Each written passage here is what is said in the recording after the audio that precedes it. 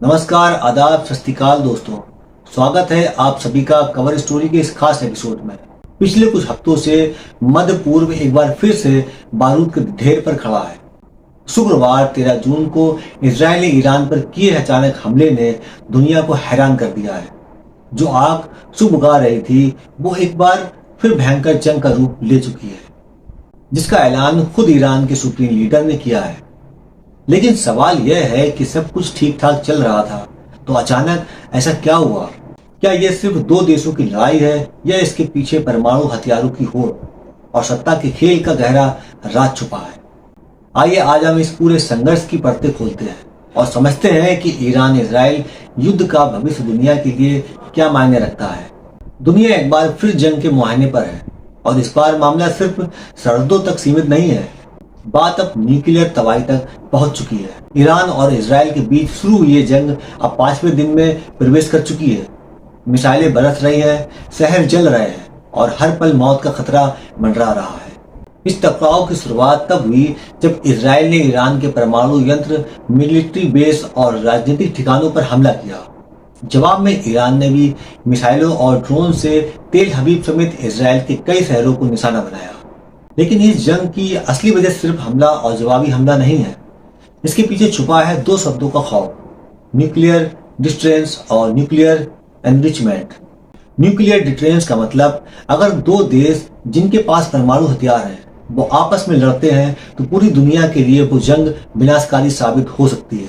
इसी डर की वजह से पूरी दुनिया उन्हें रोकने की कोशिश करती है। लेकिन इजराइल अब तक इस खतरे से बाहर था क्योंकि उसके आसपास कोई परमाणु शक्ति नहीं थी। वह गाजा, फिलिस्तीन, लेबनान जैसे देशों पर बिना किसी न्यूक्लियर डर के कार्रवाई करता रहा है। अब ईरान इस बैलेंस को तोड़ने की कोशिश कर रहा है। उसका दावा है कि वह परमाणु ऊर्जा सिर्फ शांति के लिए चाहता है, बिजली और मेडिकल रिसर्च के लिए। लेकिन खुफिया रिपोर्ट बताती है कि ईरान ने यूरेनियम को 80% तक संवर्धित कर लिया है और एक न्यूक्लियर बम को 90% शुद्धिकरण चाहिए। यानी बम बनाने में अब एक बस छोटा सा फासला बाकी है। इजराइल ने अपने बचाव के लिए दुनिया की सबसे महंगी एयर डिफेंस सिस्टम टेक्नोलॉजी लगा रखी है, आयरन डोम, डेविड स्लिंग और एरो सिस्टम। लेकिन ये सुरक्षा सस्ती नहीं है। एक दिन में डिफेंस में इजराइल को $200 मिलियन का खर्च पड़ता है। मतलब इंडियन रुपए में बात करें 16 अरब 70 करोड़ रुपए। और अब सवाल उठता है, क्या इतनी भारी लागत के साथ ये जंग ज्यादा दिन चल पाएगी? इजराइल के प्रधानमंत्री बेंजामिन नेतन्याहू आंतरिक विरोध का सामना कर रहे थे और सत्ता बचाने के लिए कुछ करना चाहते थे। उनका मानना है कि जब तक खामनेई मारे नहीं जाते ये जंग नहीं रुकेगी। इजराइल की आबादी और सेना की बात करते हैं तो 90 लाख की आबादी और 1.7 लाख की सेना है। मोसाद इजराइल की खुफिया एजेंसी जिसने तेहरान के अंदर हाई प्रोफाइल लक्ष्यों पर ऑपरेशन किया। ईरान के सुप्रीम लीडर आयतुल्लाह खामनेई, इन्होंने इजराइल के खिलाफ जंग का औपचारिक ऐलान किया है।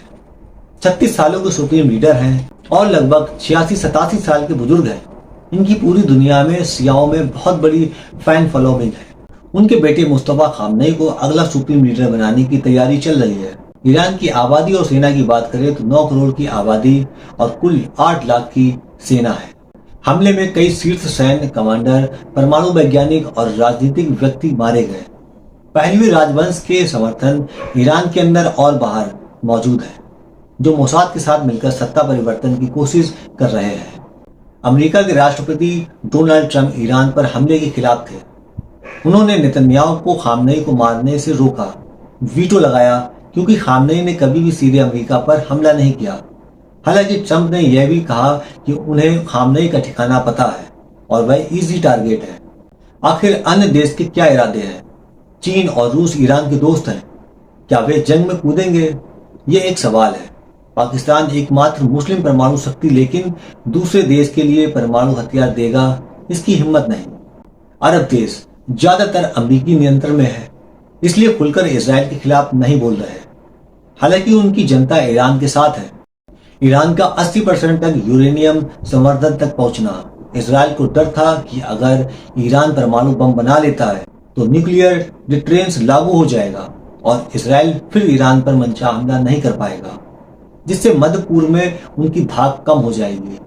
बेंजामिन नेतन्याहू अपनी गिरती लोकप्रियता और सत्ता जाने के खतरे से जूझ रहे थे और उन्हें लगा कि इस हमले से जनता का ध्यान भटकेगा।